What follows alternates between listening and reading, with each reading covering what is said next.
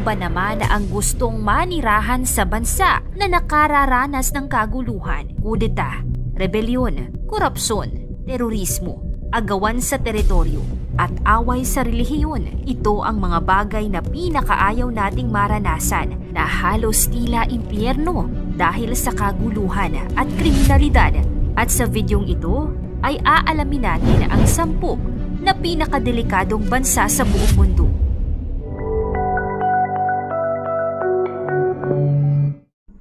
North Korea. Talaga namang kakaiba at maaaring para sa atin ay hindi patas ang mga batas sa North Korea. Mula sa kanilang 3-generation rule na napakalupit na ang buong angka ng isang kriminal ay paparusahan. Meron lamang sa kanilang natataging aprobadong haircuts. Bawal ding ngumiti sa selebrasyon ng death anniversary ni Kim Il-sung. Kontrolado ng pamahalaan ang media. Napakabawal sa kanila ang international phone calls at ang pagkakaroon ng access sa internet. Hindi pinahihintulutan dito ang Biblia at hindi pwedeng umalis sa North Korea ang bawat mamamayan. Central African Republic. Isa sa mga pangunahing mga isyu ng Central African Republic ay ang matagal ng digmaang sibil na nagmula pa noong 2012. Ang digmaang ito ay bunga ng politikal na hidwaan, etnikong kaguluhan at kompetisyon para sa yaman at mapanirahan sa lugar. Nagdulot ito ng pagkasira ng infrastruktura, pagkakasawi ng libu-libong tao at pag-displace ng maraming residente. Madalas itong nasa ilalim ng transisyonal o interim na pamahalaan at ang pagtangay ng mga rebelde at mga armadong grupo ay nagiging sanhi ng patuloy na political instability. Somalia. Matatagpuan sa Silangang Afrika. Ang Somalia ay nahaharap sa kawalan ng maayos na sentral na pamahalaan na nagiging sanhi ng kaguluhan at kawalan ng seguridad sa bansa. Ang mga teritoryo at rehiyon sa Somalia ay madalas na kontrolado ng magkakaibang mga grupo na may iba't ibang mga interes na nagdudulot ng patuloy na tensyon at digmaang sibil tulad ng mga warring factions, mga tribal warlords at mga extremist group na nakikipaglaban para sa kontrol ng teritoryo at mapanatili ang kanilang kapangyarihan. Iraq. Ang Iraq ang naging sentro ng matagalang digmaang sibil na sumiklab pagkatapos ng paglusob ng Estados Unidos at kanilang mga kaalyado noong 2003. Ang pagpapatalsik kay Saddam Hussein ay nagdulot ng kaguluhan sa bansa at nagbukas ng puwang para sa mga teroristang grupo tulad ng Islamic State of Iraq and Syria or ISIS na magdulot ng karahasang pampulitikal at pananakop sa ilang mga bahagi ng bansa. Samantala, kinabibilangan ng mga Shia Muslim, Sunni Muslim at mga Kurd ang Iraq. Kaya naman, ang hindi pagkakaunawan at kaguluhan sa pagitan ng mga ito ay nagdudulot ng politikal na tensyon. Democratic Republic of the Congo. Ang Democratic Republic of the Congo or DRC o kilala rin bilang Congo-Kinshasa ay nakaranas din ng matagalang digmaang sibil mula noong 1996 na kilala bilang First Congo War. Ito ay sinundan ng Second Congo War noong 1998 na naging isa sa pinakamalupit na digmaang sibil sa kasaysayan kung saan nadamay ang iba't ibang bansa sa rehiyon. Samantala, mayaman sa mga likas na yaman tulad ng mga mineral na tulad ng coltan, tungsten at gold ang Congo. Ang mga armadong grupo, kabilang ang mga rebelyon at mga banyagang Persa, ay nakikinabang sa ilegal na pagmimina at kalakalan ng mga mineral na ito na siyang nagdadala ng kaguluhan sa komunidad at nagpapalala sa krisis. South Sudan.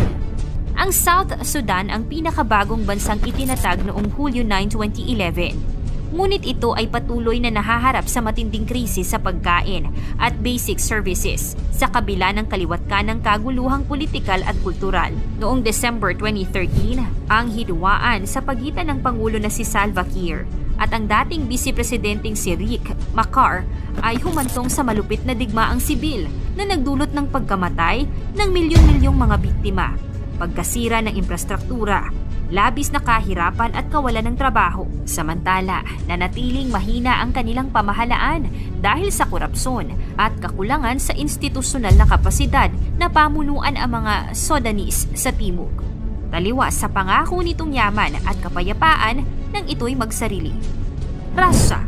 Bagamat isang malaking bansa na may makulay na kasaysayan at kultura, ang Russia ay nahaharap sa mga isyung politikal.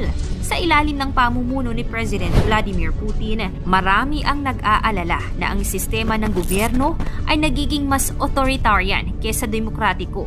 May mga ulat ng paglabag sa karapatang pantao sa Russia, kabilang ang pagkakakulong ng mga political dissidents at mga kritiko ng gobyerno, ang mga pag-aakusa ng pampulitikang krimen at ang paggamit ng mga regulatory measures laban sa mga independent na media ay nagpapakita ng mga isyu sa kalayaan sa pagpapahayag. Samantala, ang Russia ay may diplomatic tension din sa pagitan ng European Union, United States at Ukraine dahil sa taglay nitong nuclear weapons na maaaring magdulot ng pagkasira ng buhay kung sakali mang magkagera. Syria. Ang Syria ay nakaranas ng masalimuot na digmaang sibil na nagsimula noong 2011. Bilang bahagi ng Arab Spring na kilala rin bilang Syrian Civil War. Ang digmaang ito ay naging isa sa pinakamalupit at pinakakomplikadong digmaang sibil sa modernong kasaysayan na nagresulta sa malawakang refugee crisis at pagdami ng internally displaced persons or IDPs na nawala ng akses sa pangunahing pangangailangan. Samantala, ang Syria ay nahati sa maraming mga grupo at puwersa, kabilang ang pamahalaang Assad, mga rebelyon, mga teroristang grupo tulad ng ISIS or Islamic State of Iraq and Syria, at mga banyagang puwersa na nakikialam sa kaganapan sa bansa. Ang political fragmentation na ito ay nagpapahirap sa pagtukoy ng isang malawakang solusyon sa krisis. Yemen. Ang pinakamalaking issue sa Yemen ay ang matagal ng digmaang sibil na nagsimula noong 2014. Ito ay pag-aaway sa pagitan ng Houthi rebels na nagmula sa minoridad na Shia Muslim at ang pwersa ng pamahalaan na sinusuportahan ng Saudi Arabia. Dahil dito, Yemen ang kasalukuyang may isa sa pinakamalalang krisis sa human rights sa buong mundo dahil sa digmaang nagdulot ng kawalan ng access sa basic services tulad ng pagkain, tubig, gamot at edukasyon para sa maraming mga mamamayan. Nagkaroon ng malalang kaso ng cholera outbreak sa Yemen. Bunsod nito, dahilan upang marami ang mamatay at tuluyang gumuho ang kanilang ekonomiya. Libu-libong mga tao sa Yemen ang napilitang lumikas mula sa kani-kanilang mga tahanan dahil sa digmaan. Afghanistan. Sa kasalukuyan, Afghanistan ang nangunguna sa listahan ng pinakadelikadong bansa sa mundo. Nasilayan ng mga mamamayan nito ang matagalang digmaang sibil na nagsimula pa noong 1979 ng Unyong Sobyet at nagsagawa ng military intervention sa bansa. Ito ay sinundan ng iba't ibang yugto ng kaguluhan at digmaan, kabilang ang pananakop ng Taliban mula 1996 hanggang 2001. Ang Afghanistan ay kilala rin bilang isa sa mga pangunahing producer ng opium sa mundo, ang illegal na drug trade at nagpapalaganap ng karahasan at korupsyon sa bansa. Samantala, naging tanyag ang bansang ito bilang lugar ng operasyon ng mga teroristang grupo, kabilang ang Al-Qaeda. Ito ang nag-udyok sa mga dayuhang puwersa na sumali sa digmaan laban sa terorismo sa bansa.